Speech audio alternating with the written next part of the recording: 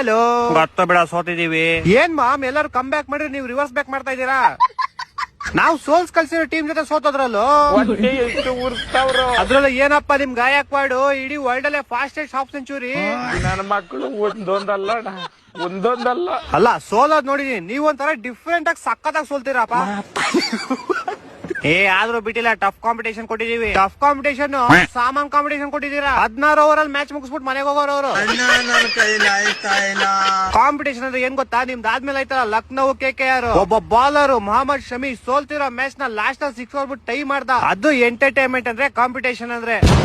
ಅದು ಮಸ್ತ್ ಅಲ್ಲೇ, ಏನ್ ಹೇಳ ಕಷ್ಟಪಟ್ಟ ಅವ್ನು ಟೈಮ್ ಮಾಡ್ಕೊಟ್ಟ. ಈ LST ಡೇಟ್ ಅನ್ ಮಕ್ಳು ಸೂಪರ್ ಓವರ್ ಅಲ್ಲಿ ಸುನಿಲ್ ನಾರಾಯಣ್ ಬೌಲಿಂಗ್ ಮಾಡ್ದಂತ ಗೊತ್ತಿದ್ರು 4 ಅನ್ನ ಬಿಟ್ಟವ್ರೆ. ಇನ್ನೇನು ಋತುರಾಜ್ ಗಾಯಕ್ವಾಡ್ನ ಕಳಿಸ್ಬೇಕಾಗಿತ್ತಾ. ಎಷ್ಟು ಉರ್ಸ್ತಾವ್ರು. ನನ್ ಏನಂದೇನು KKR ಬೇಕಾದ್ರೆ ಕಮ್ ಬ್ಯಾಕ್ ಮಾಡ್ಬಿಟ್ಟು ಪ್ಲೇ ಆಫ್ ಬಂದ್ಬಿಡ್ತಾರೆ, ನೀವು ಬರಲ್ಲ.